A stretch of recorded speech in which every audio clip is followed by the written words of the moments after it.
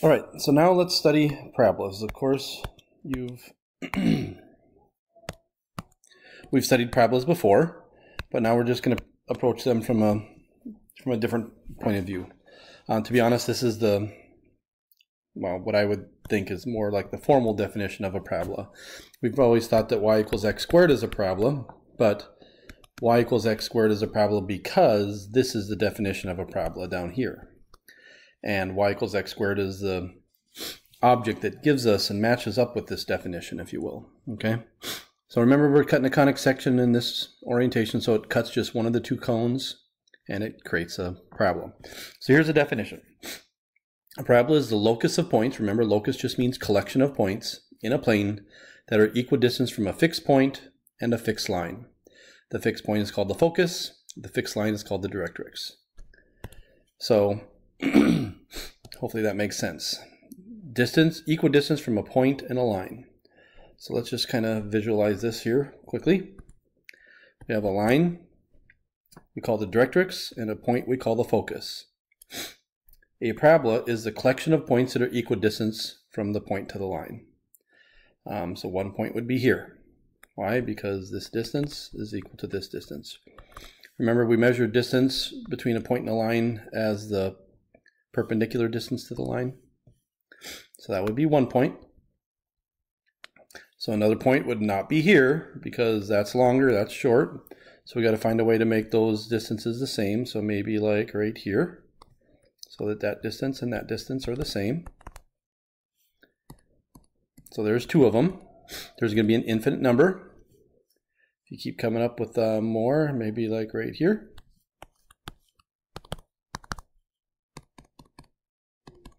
And if you come up with all of them, the infinite collection, you're going to get a parabola.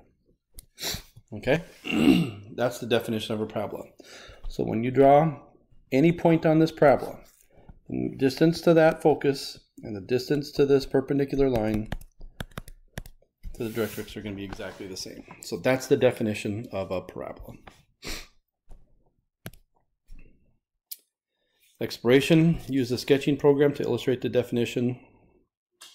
Okay, let me fire it up. All right, so here's a geometry program, Geometry Sketchpad. This is our focus. This is our directrix.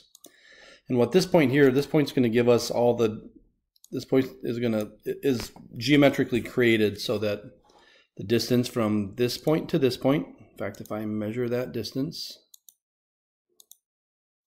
you get that right there. If I measure the distance from this point to that point right there, I will get exactly the same distance. So as I move this point here along the directrix, it creates all of those points. You can see the two distances are the same. That gives us a parabola. Okay, that's it. Now, if I erase those traces and click this point and click this point, this program actually constructs locus of points. So now you can kind of see the curve, if you will. Okay, and it looks like a parabola. Now the nice thing about this is we can actually move the focus if we want and see how the parabola changes. So the focus is further away and the directrix is further away. It gives us a flatter, wider parabola. Here it kind of collapses down, gets really tall and skinny, and then it'll even hop over and go below. Okay. In fact, if we trace this, it'll kind of look kind of cool.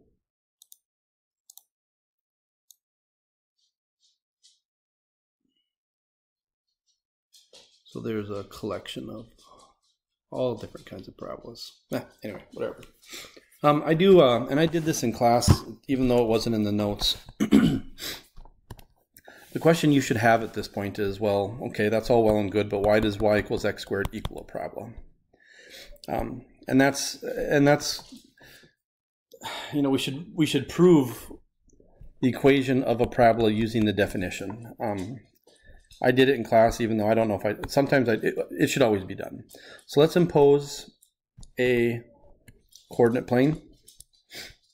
Let's put a focus, a point, a distance p above the x-axis, and by symmetry. So then we want the vertex to be here at the origin to kind of make it easy for us.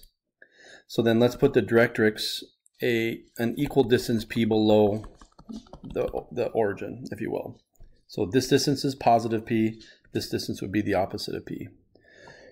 So what I want to do, and I don't know exactly what this parabola is going to look like, I'm just going to kind of sketch it, maybe something like this, right? Who knows? I can do better than that. Ah, that's awful. Whatever, it doesn't really matter. I want to come up with the collection of points x, y, such that this distance here is equal to this distance here. That's the goal, okay?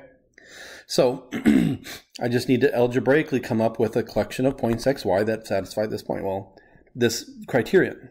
So this point right here is 0, comma p. This distance right here is p, by symmetry, I guess. So let's use a distance formula to find this distance here, the length of this segment here. That's going to be the square root of x minus 0 squared plus y minus p squared. That distance needs to equal this distance. This distance is p plus this distance, which is just y. So that's going to be, we'll just call it y plus p. So this is going to give me what should be a quadratic equation. Let's square both sides. X squared plus, I'm going to expand this. I'll wait one more step before I expand it out. Square this side. So let's just expand all of these things out and see what we get.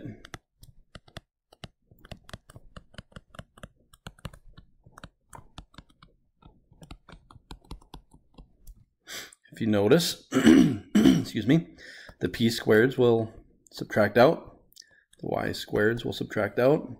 So I get x squared is equal to 4yp or 4py. And this is our equation of a parabola. Now, if you wanted to solve it for y, this would be 1 over 4p times x squared. What's unique about, well, first of all, this is just a number, okay? So this is a y equals x squared. This tells us that y equals x squared is the equation that gives me a collection of points that satisfies our definition of a parabola. The nice thing about this is it actually tells us how to find p, which is the sine distance from the vertex to the focus. So we've studied parabolas before. We'd say y equals x squared. Well, what we can do now is we can say, well, y equals, I like to put in the 4p over here. So 4py equals x squared. So apparently, your 4p is equal to 1. That tells me that p is equal to 1/4. On that base parabola that we all know and love, the focus is at 1/4 of a unit up. That's that special focal point. Therefore, the directrix would be 1/4 of a unit down. So this equation is the parabola we know and love, but it lets us find where the focal point is on a parabola. And in a little bit here, we'll talk about what's special about the focal point of a parabola, okay? All right, so I think we're kind of good. So this is just a summary of what we kind of just went over here. We got two types of parabolas. We got ones that open up and down and ones that open side to side. I always remember it as the base parabola is y equals x squared. That's the one we always graph. That one opens up. So x squared parabolas open up and down, depending on whether the p-value is positive or negative. P is the signed distance from the vertex to the focus. So if your p-value is positive, the focus is up, the directrix is down, and it opens up. If your p-value is negative, then the focal point is down, the directrix is up, and the parabola opens down. All of these have the vertex at 0, 0. Later on, we'll talk about shifting these off the origin, but for right now, just... And then sideways would be y equals x squared. Again, p is the sign distance, so a positive p opens to the right, so this would be a positive, negative p to the left, and that's it, okay? All right, I guess I'll just do this last definition, and then we'll get into our examples.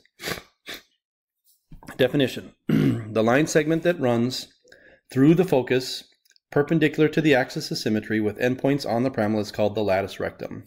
So the latus rectum is the line segment that goes through the focus and has its endpoints on the parabola.